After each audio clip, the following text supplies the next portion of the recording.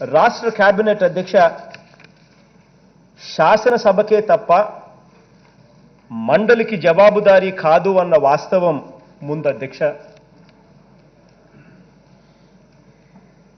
ఇటువంటి వాస్తవం ముందు శాసనసభ చేసిన ఏ బిల్ అయినా కూడా శాసన మండలికి ఎందుకు వెళ్ళాలన్న ప్రశ్నకు సమాధానం లేదు అధ్యక్ష.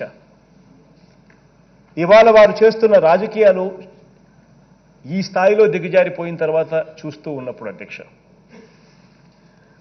శాసన మండలి చేసిన సవరణలు కూడా అధ్యక్ష శాసన మండలి చేసిన సవరణలు కూడా పాటించాల్సిన అవసరమే శాసనసభకు లేనప్పుడు it is not even required అధ్యక్ష.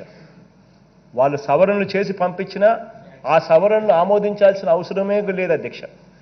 మరి అటువంటి పరిస్థితుల్లో మరి ప్రజల చేత ఎన్నుకోబడ్డ శాసనసభ ఆమోదించిన బిల్లులను కేవలం రాజకీయ కోణంతో తాత్కాలికంగా అడ్డుకునేందుకు మాత్రమే మరి మండళ్ళు పనిచేస్తూ ఉంటే అధ్యక్ష, మరి ఇటువంటి మండలిని ఏమనాలని అడుగుతా ఉన్నా అధ్యక్ష. దీనివల్ల కాలయాపన, ప్రజా ప్రయోజనాలకు విఘాతం, ప్రజా ప్రయోజనాలకు ఆలస్యం కలగడం తప్ప ఎటువంటి మంచి కూడా జరిగే అవకాశం కూడా ఇవాళ ఎక్కడా కూడా కనిపించడం లేదు అధ్యక్ష. ఇది పబ్లిక్ యూటిలిటీ అంటే ప్రజా ప్రయోజనం లేని మండలి అధ్యక్ష. దీని మీద డబ్బు ఖర్చు చేయడం శుద్ధ దండగ అధ్యక్ష. ఇది ట్రెజరీ నుంచి దీనికి ఇటువంటి మండలికి ట్రెజరీ నుంచి ఒక్క రూపాయి కూడా ఖర్చు పెట్టడానికి అర్హత కూడా ఈ మండలికి లేదు అధ్యక్ష.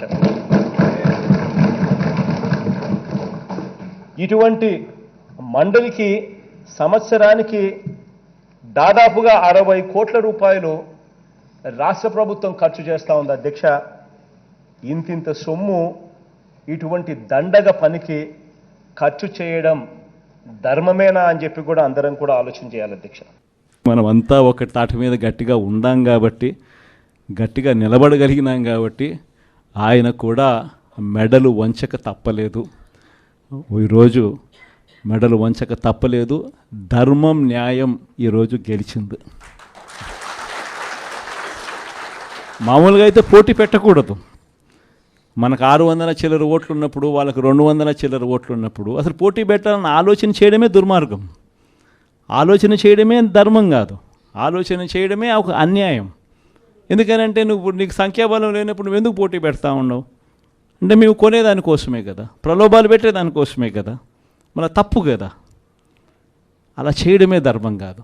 కానీ అలాంటి మనిషి అలా చేయడం తన నైజం.